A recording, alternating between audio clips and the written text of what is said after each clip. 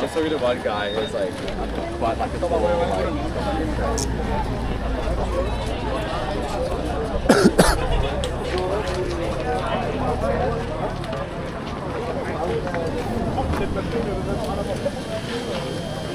Xe nào quạt to thế nhở? Xe ông nào quạt to đấy? Xe ông nào quạt to thế nhỉ? Xe này sao ấy? Xe này thật. Cứ tưởng xe mình nhé. Bây giờ nóng quá nó mới quạt to thôi. Xe này vẫn chưa ăn thua.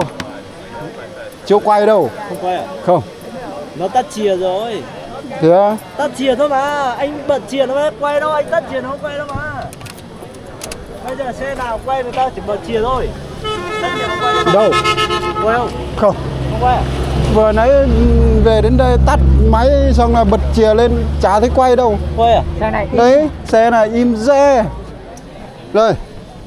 Đây bật chìa đây. Thế nên là đi một đoạn nó lên dốc thì mới biết được. Hôm nọ đi Tân Mèo Vạc chưa thấy kêu tí nào luôn. Chưa quay à? Ừ. Thế này nó có cái quạt kia sợ cái quạt nó hỏng thế nào nó không quay thôi. Chả biết được. Quạt mà. Nó có một cái quạt mát đây, nó quạt vào cái bề mát này à.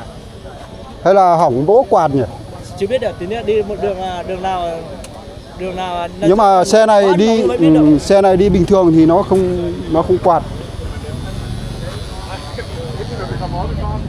Cái này lên dốc mới biết được, bây giờ chưa đi đường lên dốc đi nhiều ấy. Nó nóng quá nó mới quạt được.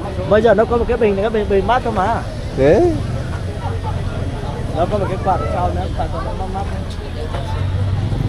đi nhanh quá cái đứa kia nó sợ. Sợ à?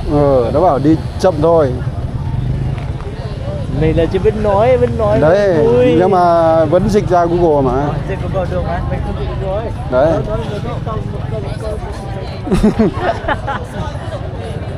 Có biết nói đấy. Em biết nói không? Chưa đâu mà, chưa biết nói đâu mà. Mình vẫn chạy thôi mà. Mình xuống đây phải chạy thôi. Rồi lâu mới biết rồi.